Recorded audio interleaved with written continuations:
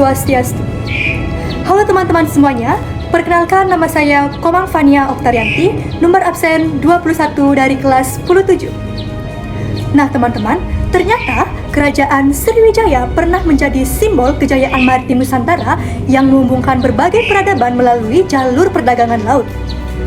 Lalu, bagaimana keruntuhan Kerajaan Sriwijaya yang menjadi runtuhnya pusat perdagangan di Nusantara? Yuk kita simak videonya bareng-bareng.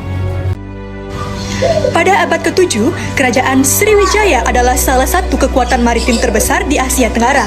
Berdiri di Sumatera dengan pusatnya di Palembang, Sriwijaya menguasai jalur perdagangan penting antara Cina, India, dan kawasan Asia Tenggara.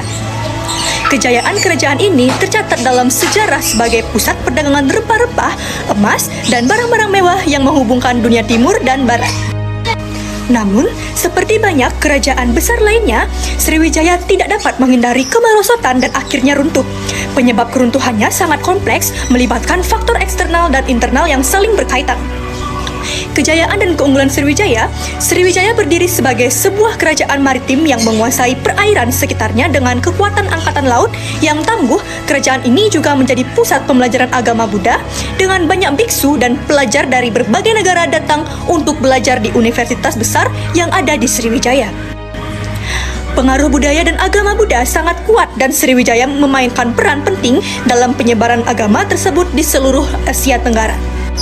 Dengan pengaruhnya yang luas di perairan, Sriwijaya mengendalikan jalur perdagangan yang sangat menguntungkan, terutama di Selat Malaka. Mereka menguasai perdagangan rempah-rempah, timah, dan barang-barang mewah yang membuat mereka kaya raya. Kerajaan ini juga menjalin hubungan diplomatik dengan kerajaan-kerajaan besar seperti Tiongkok dan India, yang semakin memperkuat posisi Sriwijaya sebagai pusat ekonomi dan budaya. Namun, meskipun Sriwijaya kuat di laut, ancaman mulai datang dari kerajaan-kerajaan daratan yang lebih besar. Kerajaan Majapahit di Jawa yang muncul sebagai pesaing kuat mulai mengancam dominasi Sriwijaya pada abad ke-13. Majapahit berhasil memperluas pengaruhnya ke Sumatera dan mulai mengambil alih beberapa wilayah yang sebelumnya dikuasai oleh Sriwijaya. Selain itu, kerajaan-kerajaan di Semenanjung Malaya dan kerajaan-kerajaan kecil di sekitarnya mulai bersekutu dengan Majapahit, membentuk aliansi yang semakin melemahkan Sriwijaya. Kerajaan Sriwijaya pun merasa terancam oleh serangan dari kerajaan-kerajaan yang lebih kuat dan lebih terorganisir di sekitarnya.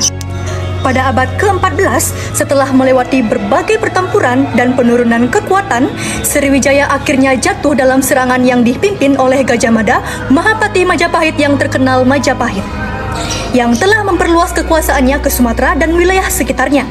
Berhasil merebut Palembang dan menghancurkan pusat-pusat kekuatan Sriwijaya. Dengan hilangnya pusat pemerintahan Sriwijaya, kerajaan ini runtuh dan mulai terpecah menjadi kerajaan-kerajaan kecil yang tidak lagi memiliki pengaruh besar. Keruntuhan Sriwijaya mengajarkan kita bahwa meskipun sebuah kerajaan dapat mencapai puncak kejayaan yang luar biasa, perpecahan internal dan ancaman luar yang datang tanpa henti dapat mengakibatkan keruntuhan yang tidak terhindarkan. Namun, warisan budaya dan pengaruh yang ditinggalkan oleh kerajaan ini tetap menginspirasi generasi-generasi berikutnya. Nah teman-teman, sekian yang dapat saya sampaikan. Saya tutup dengan Paramesanti. Om Santi Santi Santi.